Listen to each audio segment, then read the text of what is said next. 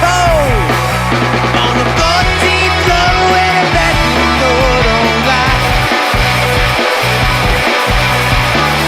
So happy we don't gotta worry about the cops. We could all get arrested for this, but when the bodies mix, I don't give a shit tonight. Alright.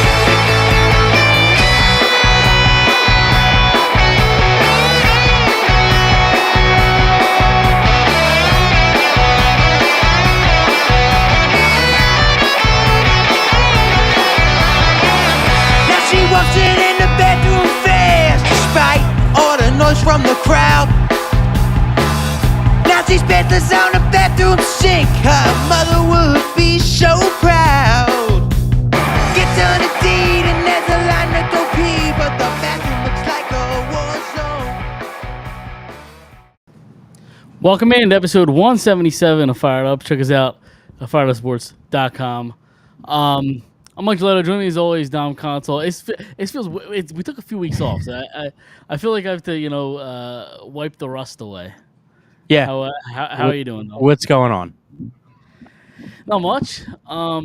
Obviously, the Christmas season is a very busy one, so that's mainly the reason for us taking a couple weeks off here. But we're back at it. Missed some big stories, especially for the football team, and we'll talk about it at some point. How was your football and the baseball team? Yes, that's true. That is true. We'll get to it. How was your Christmas? It was good. It was quiet. It's not we a bad went thing. through. Yeah, we went through. My daughter had some illness. Yep. I've been battling allergies all day, yesterday and today, on and off. I'm a little nasally. I don't know if you can tell, but It's not every day. It's 60 degrees in December. right, correct. My eyes are like all itchy. I had an allergic reaction last night. It was I nice. was up till 2 a.m. with an allergic reaction. Finally fell asleep, and then got up early to go to work, and I'm like running on like 4 hours of sleep. So Oh, nice. That's always fun. So yeah. It's always fun. But how about you? How are things at your house? Absolute chaos, as you could imagine. Sure. But other than that, just fine. Just fine. Yep. So, yeah. Let's kind. We talked about it a little bit. The Eagles, and we'll get to the Phillies at some point. I'll be honest. And I'm not like the biggest basketball fan, obviously, but like, if you gave me 1,000 guesses as to what the Sixers have done in the last month, I couldn't tell you. I'm so out on the Sixers. They've actually won Been decent. quite a few. Yeah. Embiid's like pretty much back. Jared McCain's out for the year. The only thing I saw about the Maxi's hit a Sixers- couple big shots late in games recently. The only thing I know about the Sixers is that Joel Embiid looked like he almost got seriously hurt from a rope on the sideline. That's the only thing I know about the Sixers. I think he hit the security guard's foot. He tripped. Is that over. what it was? I thought there was like a rope. No, he went over the rope. Yeah. But if you like zoom in, or there was like a video that zoomed in, he actually tripped over the security guard's foot that was like over there, Okay. and then he went over the rope. But he played that night, so That rope. First off, I know it was like a meme and a joke. It's a dumb spot to have a rope. it's a very dumb. It's a dumb really spot to have a stupid. rope. It's a dumb spot to have people standing there, even a security Yeah. guard. Just have them like closer 5 to the feet back. bench. Yeah, right, yeah. And have the security guard at the bench. Right. But of course, that happens to Joel Embiid. Like, who else would that happen Of course. It Paul George is having kind of an underwhelming offensive year so far. Obviously, he's been in and out with injury. They've done a little bit of load management in terms of like for his injury. He's been a little bit, underwhelming on the offensive side in terms of scoring. He's been a really good facilitator and he's been really, really good on the defensive side. But they've been winning, so Yeah, I was gonna say they started the season 1-12, something like that, something like that. Yeah. and they're 12-17 now. Won 7 of the last 10 games. Yep. So, It's funny. They go like 2-3 wins and then they have a loss, and then like 2 or 3 wins and then a loss. 2 or 3 wins then a loss. yeah. They're. I'm just kind of looking at their splits right now. Their home They're record, out west. Their home record is not good. They're much better on the road. Well, because mainly because most of the first half of what is so far of the season has been at home. Right. Yeah. and they've just clicked finally. I mean, eventually they were gonna click. They're gonna make the playoffs. Like it's Well, basketball. those You are get 10 you teams. get to the point. Well, technically yes, but it's the play in. Yeah, but you have a chance to make the playoffs if you're in the top 10. Yeah, for sure. Yeah. I don't even think I think they'll be in the top 8. I think that A lot of season left. exactly, and Yeah. we're kind of getting to the point, especially in basketball, where like this is where the teams that start off hot kind of start to crash that aren't good. Mhm. That's why the people say the season doesn't start till January, because then that's when the good teams actually start winning and the bad teams really start losing. So we're kind of getting to that point. I think they're out west right now. I think that started. Oh, I know they were in Boston Christmas Day. That was apparently a good game. I didn't watch. The Jazz game was probably a little too close for comfort. But the Trailblazers, they stink. The Kings have had an underwhelming season so far. 2 years ago, they were like a top 3 seed. Last year, they missed the playoffs. They just fired their coach like 2 days ago. Mhm. Then they have the Warriors, who are like 500. And then they come back to the East Coast. They play the Nets, and then, and then they have like a slew of games at home, I think, after that. But Yep. yeah, Yeah, it's just they're so far like off my radar right now, and I'm sure I'll get back into it maybe in March, April, and we'll see how it goes. 'Cause I'm like, me, I'm like a casual basketball fan. sure. So, all right, now let's talk about some exciting things. I guess it depends on where you kind of want to go, but the Eagles with just an absolute just dominant performance against the Cowboys without Hurts, obviously. Then you lose Pickett about halfway through the game. I think it was the third quarter, the start, like the early third quarter. Yeah, I mean he's coming into the game. He had a broken rib. Right? He's playing with a broken rib. Yeah. But yeah, I mean, the Eagles do in that game what you expect a good team, even without the quarterback, what you expect a good football team to do. Really quick, I want to go back to that Pickett thing though. Like, do I think he's tough for playing with a broken rib? Absolutely. Do I think that if he plays for the Pittsburgh Steelers or 30 other NFL teams, do I think he still plays? Probably. But I think, like, you put yourself in that situation, right, where, like, you have a broken rib and say, like, hockey's your sport, right? Like, growing up, you played hockey mostly. Like, that was, like, your prominent sport, right? Like, if, I don't know, you played for the Calgary Flames, like, you'd probably try to play through it because, you want to play through, we want to play. Sure. But imagine being on the Flyers and, like, playing against the Pittsburgh Penguins or the New York Rangers in a big game to get to the playoffs. Like, it's the same thing with me. Like, baseball is my, I grew up, baseball is my prominent sport. Like, facing the Mets, in the last series of the year to make the playoffs, to win a division, like, I think it means a little bit more that growing up as an Eagles fan and doing that against the Cowboys at home, wearing the Kelly green. Like, I think a lot of that also played an effect. Yeah, totally. And it's just a football player just wanting to play. Sure. Yeah, absolutely. But I mean, and it's one of the things where, like, listen, I think we kind of know what Pickett is at this point in his career, right? He's not a starting quarterback. You could even argue, is he a good backup quarterback? Like, that's fine. I think he's a good backup quarterback. I think he's fine. I think he's a fine enough backup.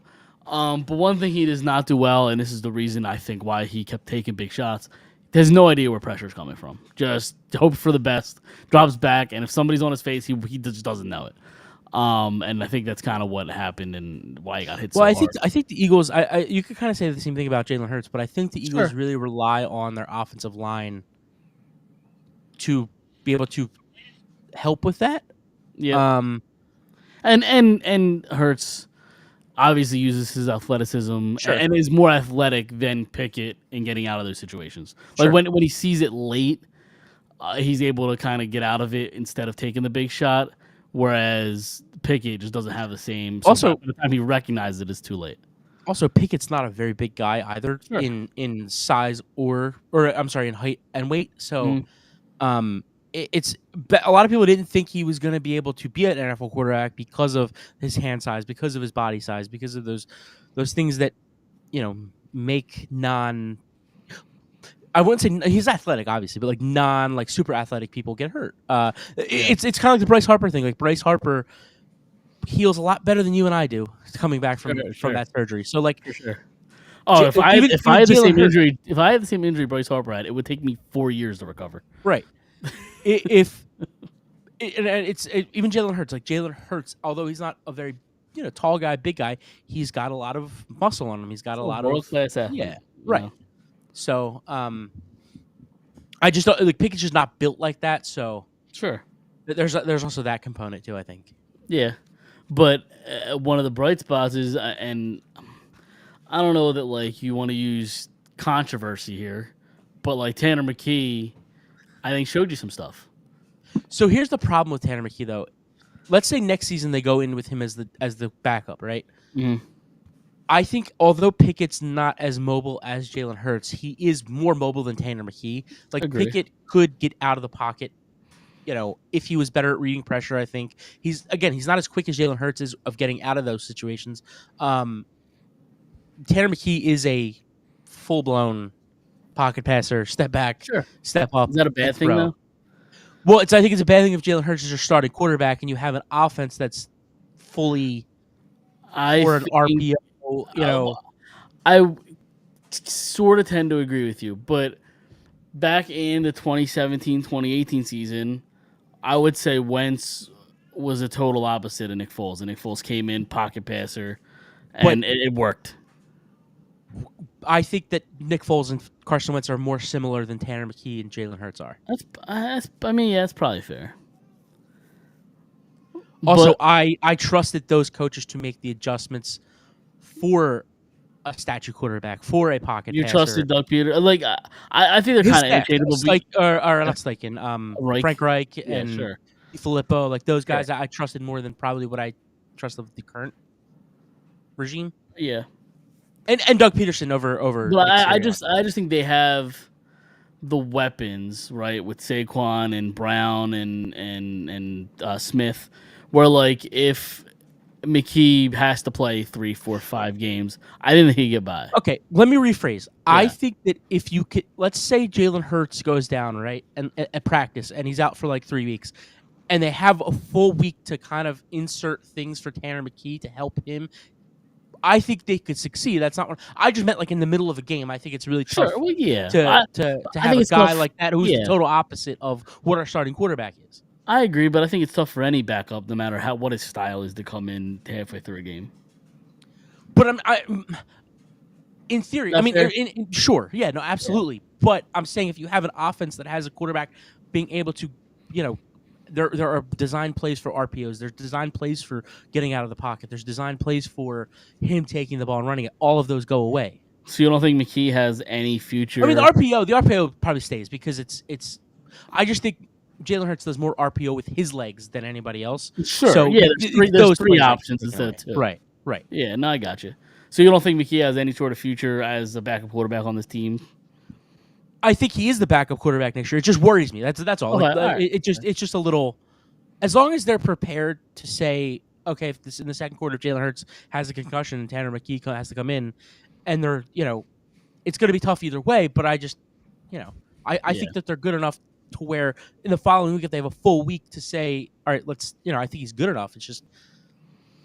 I don't know. It's just to me, it made sense when Marcus Mariota was the backup last year because you're able to say, all right, here's the playbook. Maybe there aren't as many plays for him as there would be for Jalen Hurts because Jalen Hurts is a better quarterback, but there's far more plays that you could run with Mariota and Jalen Hurts as your starting quarterback than there is for Pickett or McKee or whoever.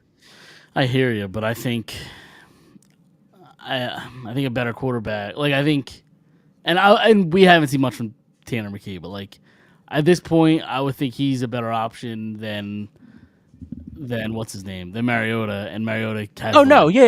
This isn't a Tanner McKee. Like I'm not taking away from him. I'm talking about more about the offense. No, I agree, but just because somebody's style, like I'd rather the better quarterback that gives them a better chance to win. Oh no, I totally agree. Somebody just style based. No, I totally agree.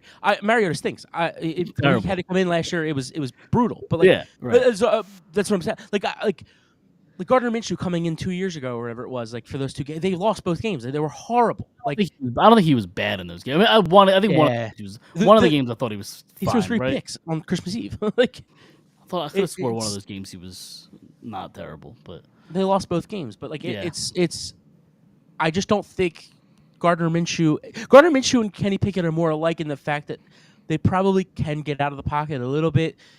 They can avoid rushers a little bit because of their legs, but not to the degree that Jalen Hurts can. It's just, they're fine. It's just Tanner McKee might be the best, option out there for them next year going into next year, but he might be better than Gardner Minshew and Kenny Pickett and all those guys. I'm not saying that. I'm just saying it worries me a little bit because we've already seen times where they have an offense for this quarterback, for a certain quarterback in Jalen Hurts, that it doesn't necessarily work out for guys that are even a little bit mobile, where McKee is not mobile at all. Yeah.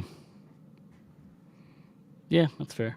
And I like the pocket passer. I like the Joe Burrows and the Jared Goffs that we're watching tonight.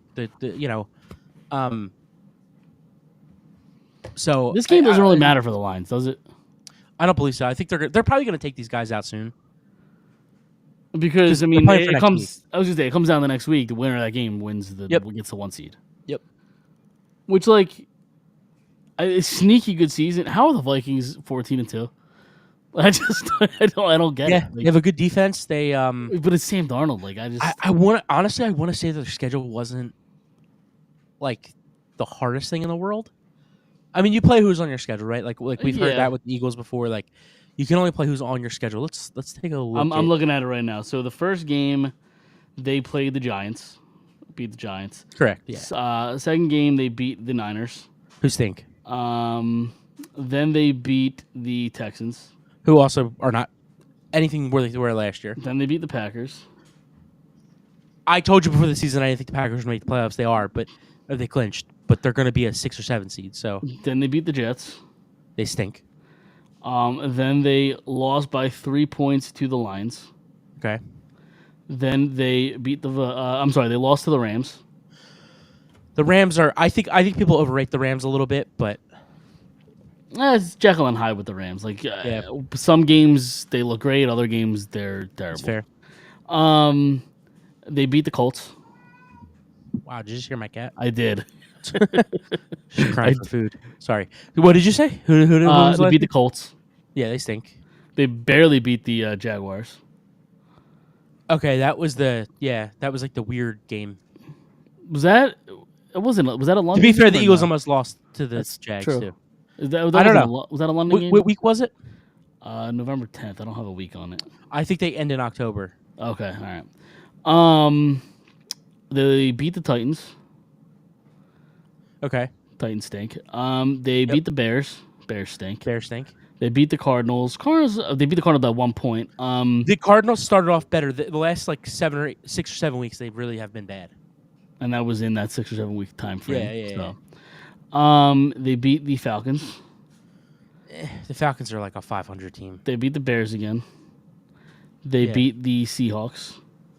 Seahawks, I think, still have a shot at the playoffs, right? I think they need a lot, but I think the whole division's still kind of wide open. The Niners are out. I know that. Yeah. And then they beat the Packers last week. It just the Seahawks and I'm sorry, this Rams. Week, sorry. Just Seahawks and Rams? Okay. Yeah. The Seahawks are 9-7, the Rams are 10-6. Arizona's eliminated. That's right. The Arizona just got eliminated, I think, last week, right? Yeah, the Niners were eliminated like 2 weeks ago. Yeah.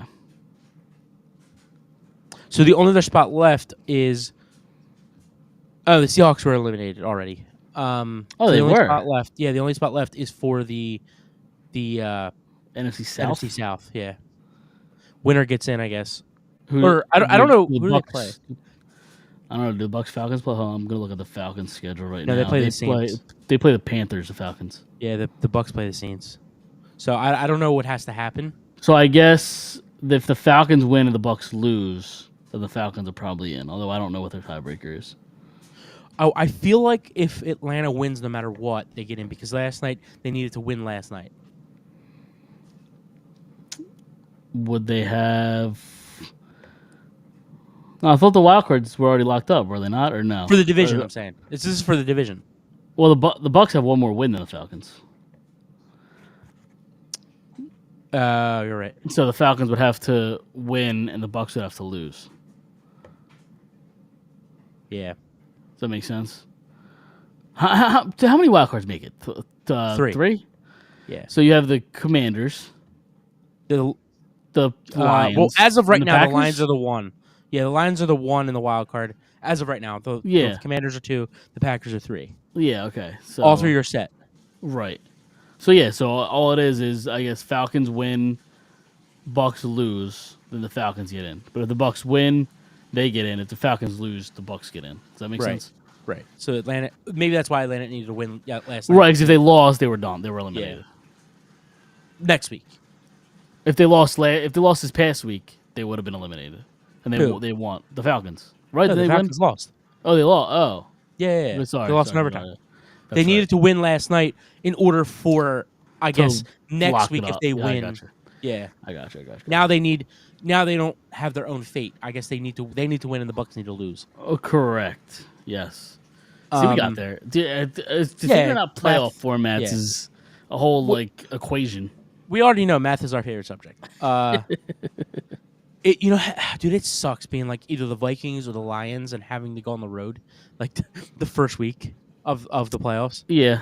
At the very least.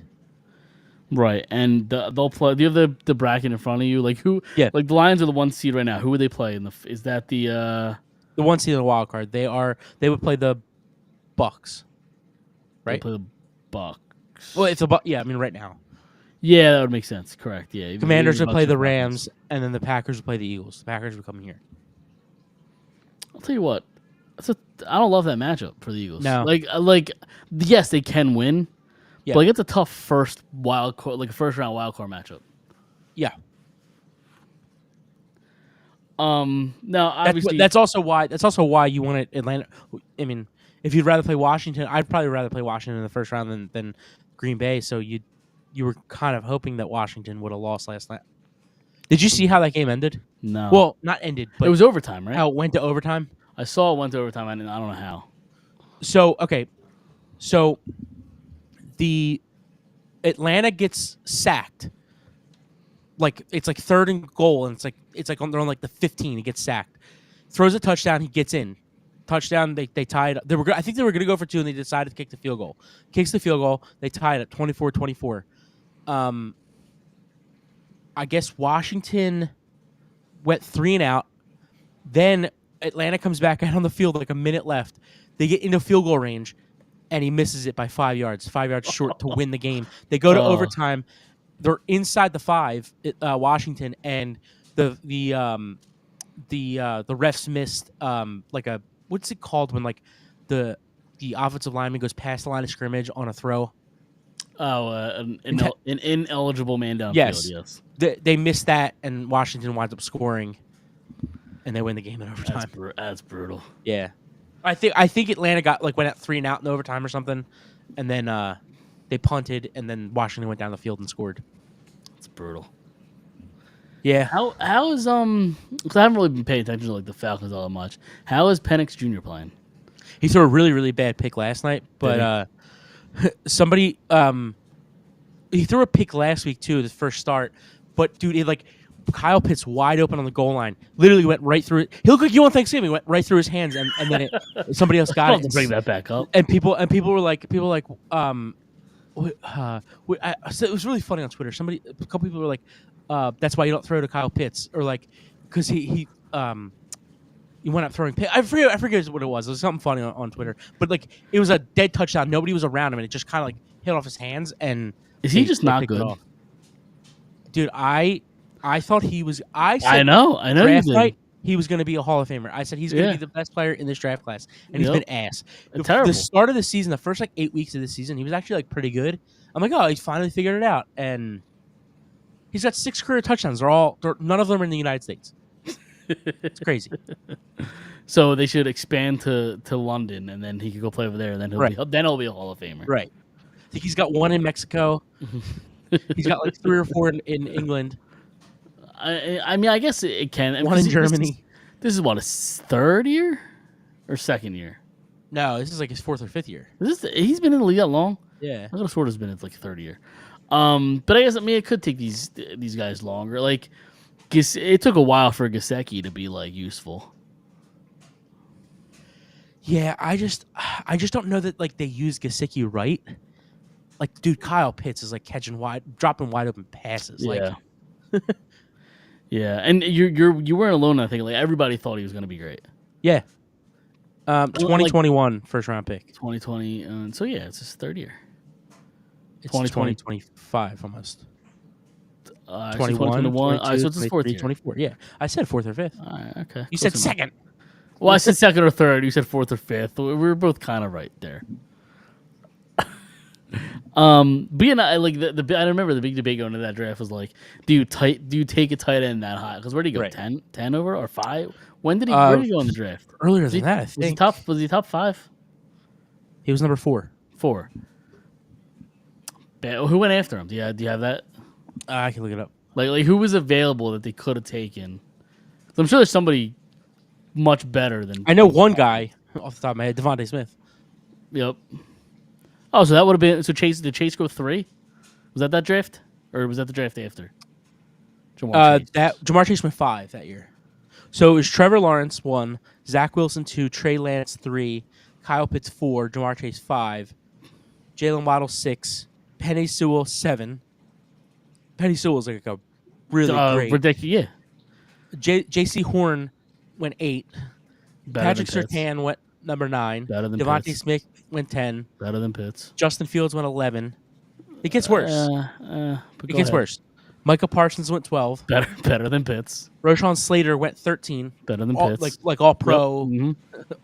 Mhm. Elijah Vera Tucker went 14. Mac Jones went 15. Eh, Yeah. I don't know. I'm Najee saying he's went better than Pitts. 24. Travis Etienne went 25. I think they're both better than Pitts. And like I don't think either of them are all that great. But still probably Right. better than Pitts. Landon Dickerson went in the second round. A great pick. Asante Samuel Jr. went in the second round. How's he been? I haven't really kept tabs on him. Decent. He's been fine. Decent. Yeah. Creed Humphreys, Pro Bowler, went in the second round. Yeah. Yeah, I mean, bad pick. Yeah. Bad pick.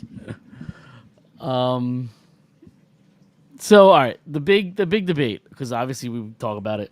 The Eagles can't go up, they can't go down. They're locked into the 2 seed. Saquon is, I believe, over 101 yards away from breaking the season rushing record. What's it? Isn't it? Or it's 2105, and he's got one. Or I thought it was 101. I could be, maybe it's just 100 flat. no. I'm saying the record's 2105. The record's 2105. Yeah. Yeah. Okay. Yeah, so he's about 100 yards away. The game virtually meaningless, but it is against the team that let him walk, the New York Giants. Do you let him play on Sunday? I don't know if you remember this. A couple weeks ago, we were talking. Might have been the last show we did. We were talking about it, and I was like, do you let him play? And you're like, I don't know. And I'm like, well, let's say he's like 70 yards away, 65 yards away, and you're like, And I was like, they play the Giants at home, and you were like, wait, maybe. Yep. I'm torn. I'm torn too. I think they give him. I think they should give him the first half. I do. And see kind of where you're at. Yeah. If he only has 30 yards in the first half and can't really do much, I still put him out in the second. I you? was the half. I'm sorry. I think you said quarter. Sorry. No, the first half. And he needs 70 more yards in the second half in order. I'm probably out. At that point, you're probably out. But if he has 75 yards in the first half and he's 25 away from breaking it, right? Throw him back out there. I want him to break it before halftime, and then I want them to sit because I don't think anybody else is going to play. I want him to sit, and then I want the Eagles to lose. You want the Eagles to lose? Okay, why? Yeah, so that the Giants get an even worse strike. Oh, all right, that makes sense. I saw they won this. They had no business winning. No, yeah. no, none. No. But so the reason I think he's gonna play is because they're up by like 30 something points in that game, and they're still just feeding him the ball. Like they just want him to. I think they want to do the record. Like they're just. There's no reason to feed him in that game when you're up. The last like few minutes of the game, they did take him out. Yeah, if they got the 2000. Yeah. So I don't know. I think he does play. I do. It's just a gut feeling though. I agree. I'd like to see him break it, but at the same time, like I don't know. Everybody that's saying like you need him healthy, and it's like, how do you know he's going to get hurt? I understand you don't want to risk it. I understand it's the risk. Like that's the conversation. Well, the yeah, risk. it's the meaningless factor. Like, But like in a perfect world, the Vikings would have lost this past weekend, and the Lions would have lost tonight, and then next week maybe ends up mattering, and you have to play them and the regardless. fucking Lions are losing too. Right, exactly. So It's about to be 24-13 at the half. right, but you never know if the Vikings lose yesterday, maybe this is a different game. Like maybe this game means something to I don't know. I don't know. Do you think? Part of me thinks that they would definitely play Saquon. I don't know. He just missed the fucking field Yeah. goal. I do think that if the Vikings lost yesterday and the Lions lose tonight, I do think that they still would sit guys. I don't know that they would necessarily play for that 1 seed because the Vikings Lions is the night game now. Yeah. Next week, so I just don't think they would take the chance. Yeah. I think they would just say, whatever it is what it is. So do you think if they sit, I mean, obviously Hurts isn't playing. I don't even know what his health wise or if he's even going to be cleared. But my guess is he doesn't play, even if he is cleared. Correct. Yeah. Say Brown and or Smith don't play. Does that open up, I guess, more of a dangerous spot for Saquon? Because like at that point, the Giants are just zeroing in on one guy. Like all you have to do is go stop Barkley, hit him as hard as you can, whatever. Like yeah, but wasn't that the game plan this week? Because like sure, like they didn't have a quarterback. Yeah, they didn't have a quarterback, and you're kind of they loaded the box a lot. Mhm. Like that's like the stupidest argument to me is like don't run it. Not from you. I just mean from people in general. Like how everybody was saying he's not going to get the yards that he needs this week to be able to clinch it next week because they're just going to load the box and blah blah blah. Remember the Atlanta game? I know we always talk about the Atlanta game, but go back to the Atlanta game. They didn't. They threw the ball because they had 10 in the box and blah blah blah blah blah. Dude, we're talking about a top fucking maybe the best running back in the league this year. I mean, he is the best running back in the league this year, but if you're talking maybe even in the league, when you're talking about sin players, are you also talking about the offensive line? Because I think that's a big part of it. If are you sitting Lane? Are you sitting Dickerson? Because if you are, then you're exposing Saquon to maybe possibly. Is that fair?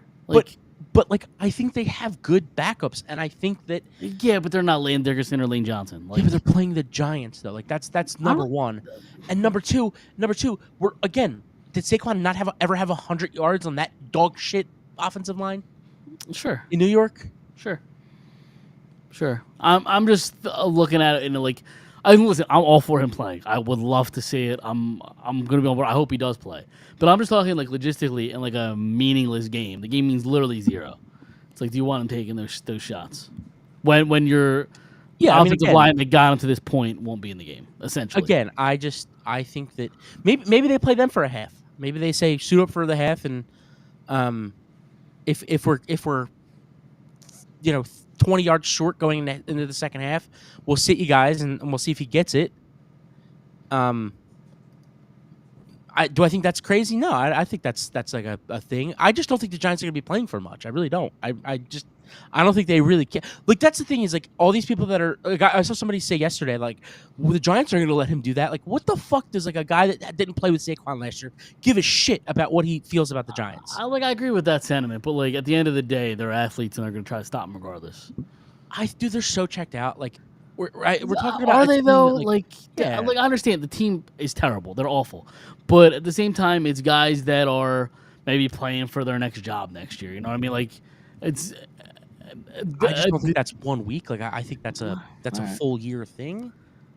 Personally, yeah, no, and listen, they won this week. That's a fact. Right. But like the defense also gave up 30. The defense also gave up 33.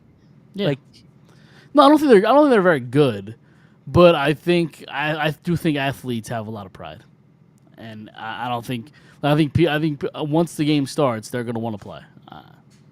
I don't know. I'm not saying they're going to let him go out there and like do his thing. It's just I just don't think it means as much to the players as it does to the organization or to the Giants. I mean, I don't think that the linebacker that didn't play with Saquon Barkley last year, it matters as much to him as, or even the guys that didn't play with him. Like, I don't think it matters as much to them as it does to the owner or the GM or the head coach. Right. No. All right, fair enough. You got anything else with the Eagles before we kind of move on here? No, I think Because I mean, I'm ready for. after next week, we'll obviously talk about playoff matchup and kind of where they kind of stack up there. But Yeah. other than that, like, there's really not, other than the Saquon Barkley thing, there's really not much to break down about this No. Giants game. No. So it's And either like it's either the and Packers or the Commanders or the the Commanders. Bucks, right? No. That was yesterday. No, they can't play the Bucks. Yeah, that was before the games yesterday. Yeah, nah, it'll be It's either the it's either the Commanders or the Packers, because Detroit and Minnesota are going to have the 1 seed and then the 1 we'll wild card. play right. Yeah, exactly. So, Yep. All right, we'll talk about that when it happens. All right, now moving on to the Phillies. They finally did something. Dombrowski's awake a little bit. Trade for Jesus Luzardo, Marlins pitcher. I tweeted about it when it happened, and I think he's a really, really good ad, a really, really good player. But what I tweeted was, I'm almost kind of over justifying every single move with, maybe not every single move, but justifying almost every move with, well, he's good when he's healthy. It seems like multiple times I've done that this offseason. They're just kind of going for the guy that like maybe won't cost as much because he has a little bit of health issues, and it kind of a buy low scenario. Is that fair? But I think that the guys they've gotten in that kind of scenario are more exciting than like other guys that they could have potentially Sure. gotten. I think Jordan Romano put up 2 great years and 1 really, really good year, Mhm. and then he just got hurt last year, and it happens. And I think that they would be in on him whether he was hurt or not hurt. So I think with that move, and then Luzardo, I think that they feel like, again, it's kind of, you and I disagree on the Mike Trout thing, but like I think if Mike Trout was in a spot to be healthy, he would play more, and I think Luzardo possibly could be that guy too. That's how these athletes work. It's being in a position to be successful, you tend to want to go out there more and do things. And while Luzardo has been hurt in his career, he's also been in situations where he hasn't been successful. So there was no need for him to go out there and play. There was no need for him to, the 1 year that the Marlins made the playoffs. Well, they made it twice, I think, with him. But the 1 year they made the playoffs with him, he had 32 starts. And I think he had 3.5 ERA or 3.7? 3.58. Okay. So again, yes, if healthy, he's great. And sometimes that's what I think some players need, like Drew Brees, right? Like, I know it's a totally different sport, but like Drew Brees was with the Chargers, couldn't stay healthy, went to the Saints and never missed a game in his career after that. Like, I think that if you're just put in a good situation, and Luzardo coming here and being the number 3, possibly the number 2 in the rotation. I don't think he'll be the number 2 pitcher, but the number 2 in the rotation because they like to go righty, lefty, righty, lefty. I think that the good clubhouse, I think it's a winning organization. I think all that plays a factor in Here's a him question wanting to play more. Here's a question I have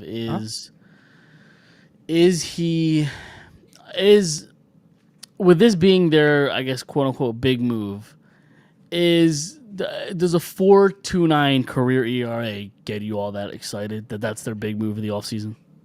Well, because I think that there's a lot of potential with Luzardo coming here with Kaufman, and like, again, going into a rotation, into a room that's arguably the best in the league. You have arguably the best pitcher in baseball, top 3 pitcher, top 5 pitcher in baseball, Sure. Arguably the top 2 pitcher, 3 pitcher in the NL. I think if you just put him in those situations, I think that there's potential. He's 27 years old. He's not 32. If he's 32 with a career, what do you say, 4.2? 4.29, yeah. If it's a career 4.29 ERA, and he's 32, I think it's a totally different story. I think that we're having 2 years. I think it's 2 years of control after, or this year, next year,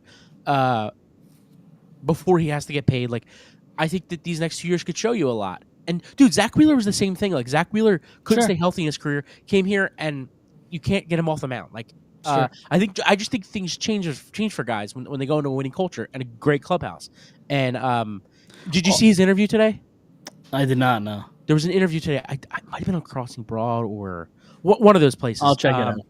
Yeah. He he had a really, really good interview today, basically saying like, I'm really excited to come here. I love this city. Like he said, every time we come here to visit, I love the food, I love the city, I love the fans. He said, I was here for Red October 2 years ago. Like it was insane. How do you not want to pitch in front of that? Like, so he seems like a really, really good, like bright kid. I hate being the Debbie Downer, but listen, that's what I'm here for. It's Sure. in the. So I just I just looked up because I'm mainly just curious. He has 4 postseason appearances. Yep. 6.14 ERA in the postseason. Sure. I understand, but again, he's not in a position where, you know, he's there to succeed. He, you know, Sure. I just think coming into this organization, it's a gamble, and I don't think they gave up a ton. I really thought Kaba could have gotten you more than him. But I just don't think I think it was worth the move because you don't know what Kaba's going to be. There's Sure. no room Well, for him yeah. either. So Right. like, I think it's a chance that they took, and he's a high strikeout guy, which they love. I think that the year he had the 32 starts, he had over 200 strikeouts. Put that with Nola's 200 strikeouts every year. That's 400 for the math guys. Yeah, so I'm excited about the move. I just think that if there's not a lot of pressure for him to be a number one, like kind of like there was in Miami ever since Alcantara went down and like Perez keeps going down. And I don't even think Perez is like was supposed to be the number one. I just think he is very good at a very young age, and he's kind of going to be that eventually. But I just think there was a lot of on Luzardo to be something that he probably isn't. He's probably a number 2 or a number 3. Eventually, right now he's probably like a number 3, but I think his ceiling is a number 2, and I think that he could get there if he stays healthy. It's just a matter of staying healthy. Now, what does it do for Aiden Miller? I'm not Aiden Miller. Sorry, Andrew Painter. I think that listen, I was on record on here saying that I think Andrew Painter makes the opening day roster. They've already said basically that I think he's probably going to get invited to spring training. He's not going to pitch a ton. He's starting in the minors.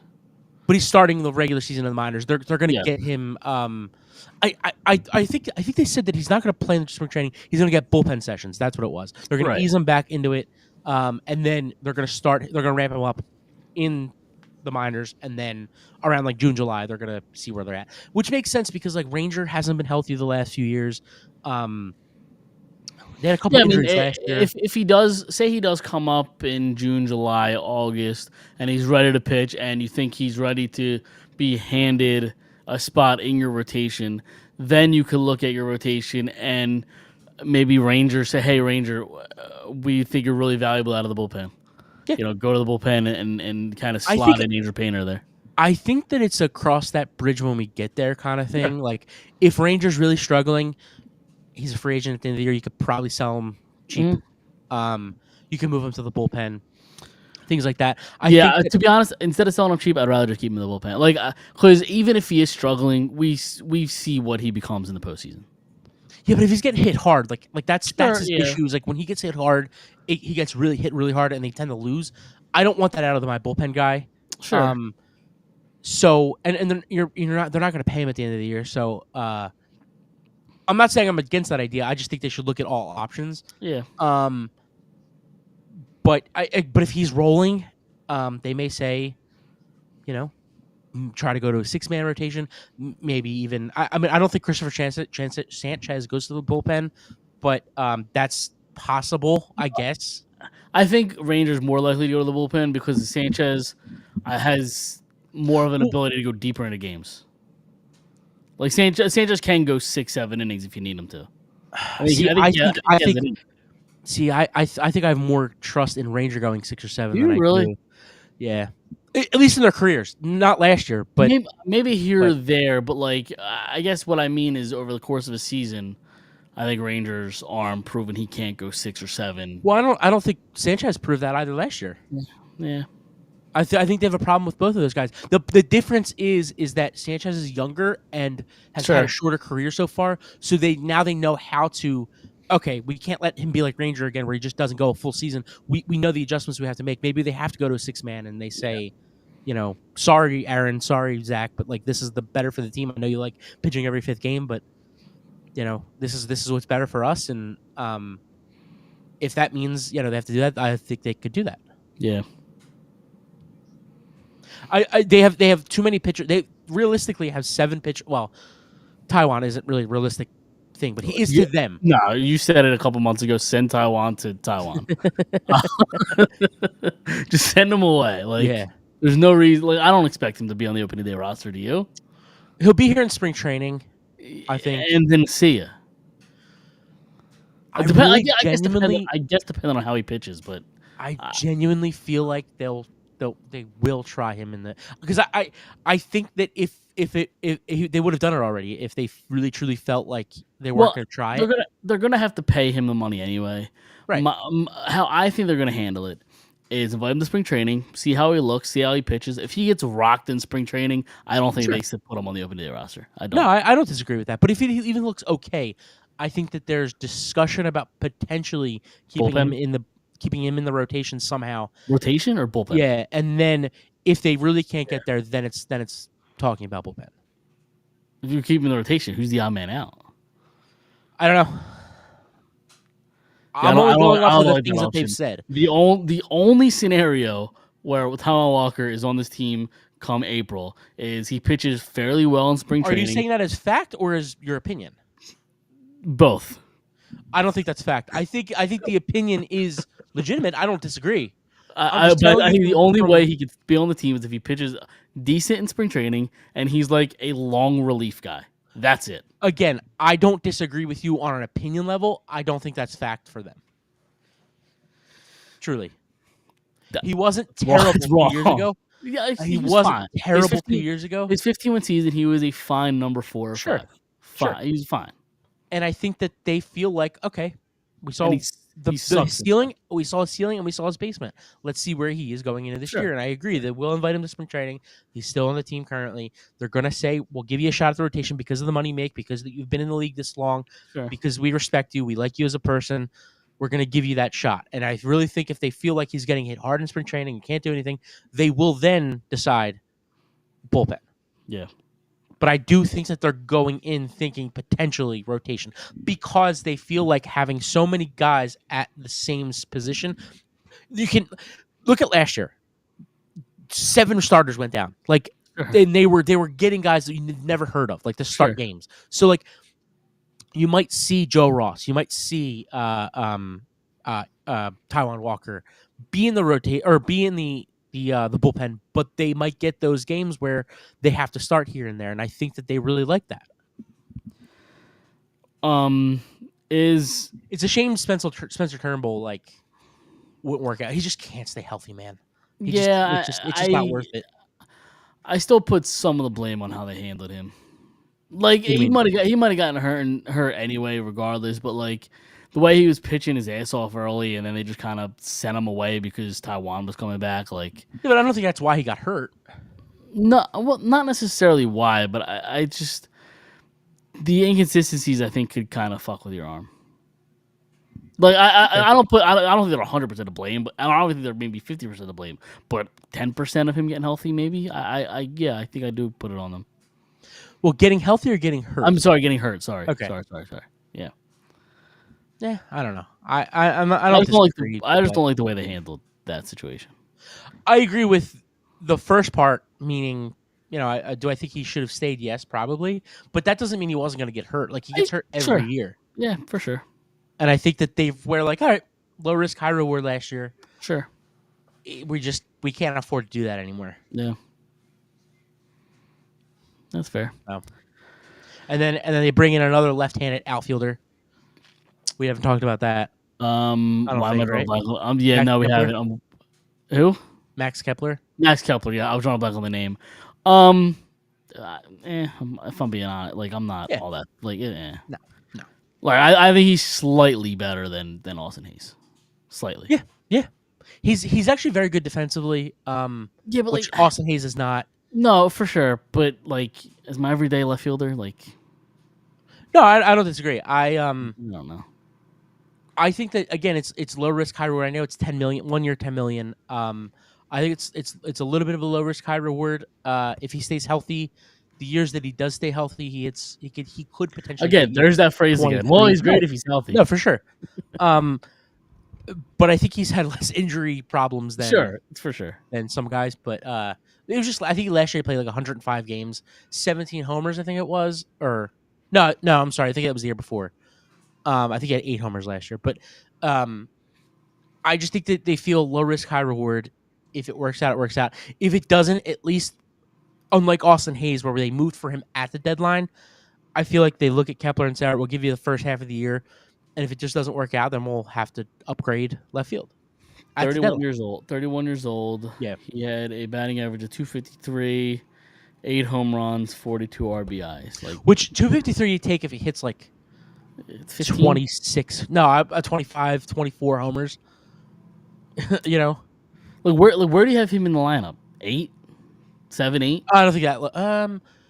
If I'm thinking about it, it's probably Schwarber, Turner, Harper, Castellanos.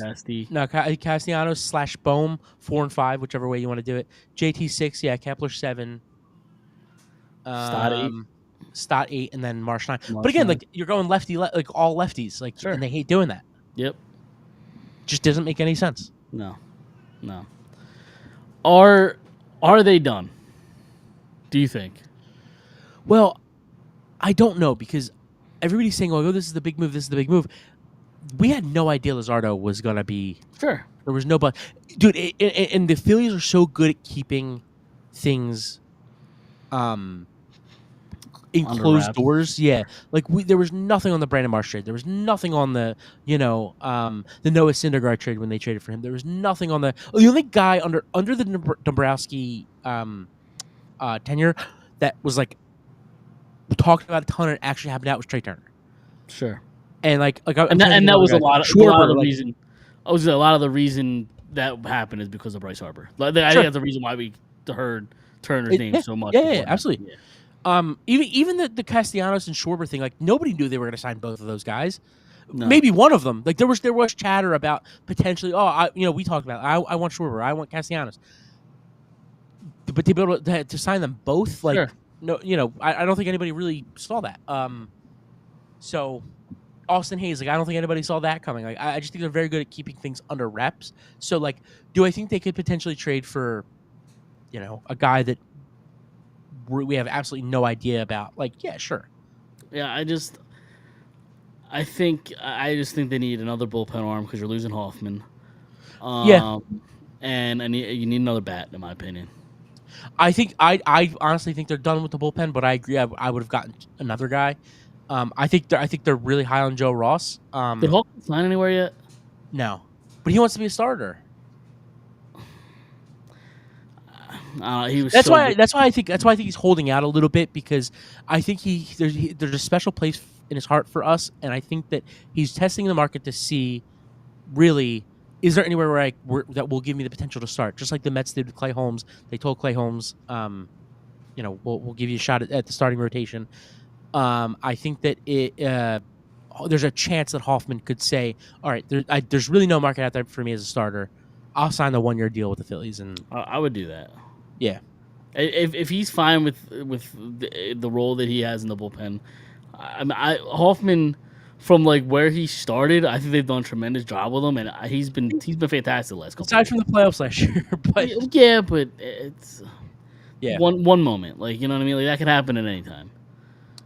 well, it was more than one moment, but It was one postseason. You know what I I mean. hear you. I hear you. Yeah. I agree. I'm a big Hoffman guy. I think I that would absolutely. I would have brought Estevez back too, but he got hit hard a lot here. Yeah, It just I didn't love Estevez. Like he had some good moments. He had some not so great moments. I liked him enough to bring him back. He does get hit hard, but it just felt like it was more like he got hit hard, but like it was an out, and like you don't love that, but right. Yeah, like that's just my problem is like you lose two pretty good bullpen guys in Hoffman and Estevez, and like you bring Romano who has the pedigree to be really good, but like in my opinion, there's a question there with the injury stuff, the for sure. health stuff. So I think you need another arm back there personally. I agree. And then I like I said, another bat. Like I at this point, I would be shocked if they went out and got like a Bregman. Like I think that's kind of off the table. It seems like things have kind of quieted down on the Alec Boehm front, so I don't like at this point probably going to be on the roster come April. Yeah, unless they get something blown away, you know. Yep. All right, you got anything else to do before we get out of here? I see you just sent a text in, so Yeah. you could just let it go. I've done it multiple times, so Yeah. if you got to run, we can. I want to throw a little flyer, but we could talk about that next week. Okay. Yeah, for sure. But that Sorry. worked. No, you're fine. I think my kid woke up and she's been going to sleep and like waking up hungry, so like she's gotta it's a whole get. I gotta get process. something in her stomach. Yeah. Absolutely. So yeah, you go, you run, do that. Like us on Instagram, Facebook, Twitter. Everybody have a good, safe, happy New Year. We will see everybody. Happy New Year. Happy New Year. We will see everybody in the year 2025. See you then.